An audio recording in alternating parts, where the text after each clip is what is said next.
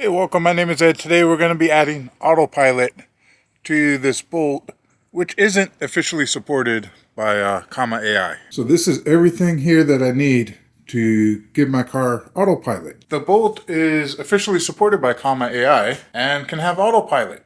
Well, mine doesn't have adaptive cruise control, so it is not natively supported. So there's additional hardware you need, and I'm going to show you what that is here to help simplify anybody that's trying to look into this. After you watch this video, definitely check out the description because there's some documents in there that will be very, very helpful. And there's also going to be a link to an install video, which I think is very helpful too. Well, we'll find out. So the first thing you need, if you have a Bolt, whether you have adaptive cruise control or not, no matter what the year is, you need the actual Comma 3X device.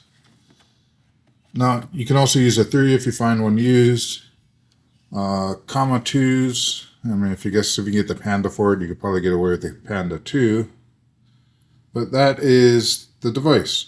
It's basically a really fancy dash cam that supports open source software. If you buy the device and you don't buy the harness, all you get is this USB-C cable and a mount. If your car is a 2022 or 2023 and it has adaptive cruise control, go ahead and buy the $99 harness kit from Comma. But if you're like mine and do not have adaptive cruise control, then you need this stuff. I got these from, I'll have a link in the description, Beartech Workshop or something like that. These are things you don't necessarily need, but while you're in there, they're cheap enough, might as well get them. Bluetooth interface for code reading and stuff. And this is if you need to tune the pedal or update the firmware on the pedal. So this is the GM harness. Pretty straightforward. Plugs into the mirror, plugs into the harness that normally would go to the mirror. This plugs into the harness box. This is your harness box here, plugs into there. The other side of this harness box has a USB plug which goes into that, which of course connects to that. The reason why you need to go with this setup instead of the Comma setup is the new Comma setups do not have this plug here, and that's for your Cat 5e cable. So you can get the Cat 5e cable from Amazon. I'll put a link in the description. There's going to be a lot of links in the descriptions. And that will plug into there. Then you can run this cable down to near the gas pedal, which is going to connect to here. And what this does, this intercepts your gas pedal. So you unplug your gas pedal, plug this into the line that normally goes into your gas pedal, and that will intercept your gas pedal. So this is all the pieces you need to set up on a car that does not have adaptive cruise control. Now, if you have adaptive cruise control, you skip all this. All you basically need is this. And you can get these from Comma instead of going through the Beartech place. All right, got it, good, great.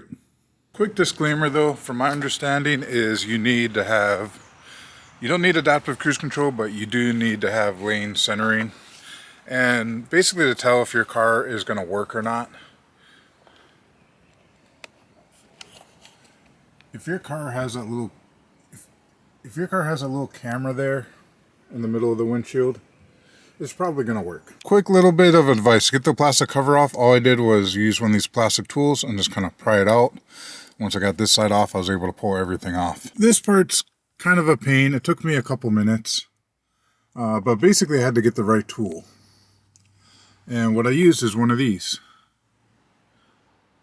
And that seemed to work pretty good. Okay, so I fought with this plug for a minute. And so this is what I did. I used this to fully pull out that white thingy. There's a little white thingy. Fully pulled it out. And then from there, I was able to kind of squish down on the tab and then yank it out. I used the same pick to hold down the tab so I can yank it out. All right, everything's plugged in. I am installing Torque Tune. And that's what I'm going to go with. It was on the Starpilot docs. You go to the Starpilot link in the description. Software installation, install Starpilot,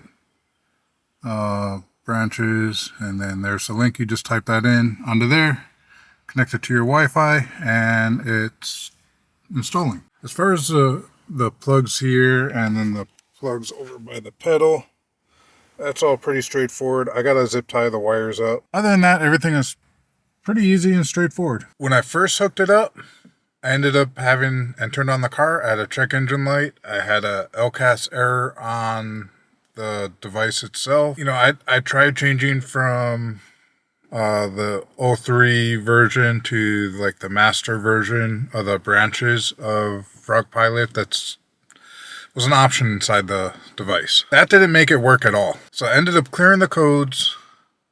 I ended up parking the car, taking a break from it for, I don't know, probably an hour or so. I came back, I turned on the car, and then everything was working. So I think what happened is once I reset the codes and had the car off, the computer had a chance to reset and then get everything properly working again. Since then, I haven't had any issues. I've been stuck on the master branch. I think eventually I'm going to try and go back to the original branch that's designed for this year car. It works wonderful on highways. It works wonderful on interstates. It works decent in town driving with stoplights and things like that. It does not do well on really sharp turns. And that may be able to be improved by going to a different branch or fine-tuning the turning of it. But what happens is when the car decides to turn, it yanks it all the way. So instead of like doing a nice gradual turn, it goes like that and just straight turns.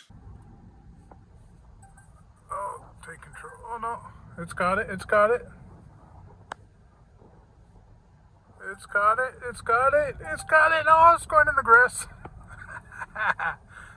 That was a little too sharp. Regular straight driving with not too sharp, you know, turns, where it's not a 90-degree turn like in town. It is amazing. Like, I mean, you still got to pay attention. Like, if I'm not paying attention long enough, it will warn me to, hey, look up. In a way that I feel like it almost makes me a safer driver having this, because it'll tell me when I'm not paying attention. Overall, so far, I totally love this system. I want to play a few more clips just so you can see what it can do. One thing to note, when you load up navigation and get the map box loaded up, it'll have speed limits on there, and your car will adjust to whatever speed limit is on there. So if you go from 45 to 55, with that, on-ramps and exits off of interstates do not have speed limits attached to them. So it goes based off the last known speed limit. So when you're getting off an interstate and you're going 75 miles an hour, you're going onto that on-ramp at a full 75 miles an hour before it can register you're getting to a stop sign or a stoplight. And yeah, I do not trust it, because by the time it's going to register it, you're going to be too close to the stop sign for it to actually be able to successfully, comfortably stop. Same thing with going onto the interstate.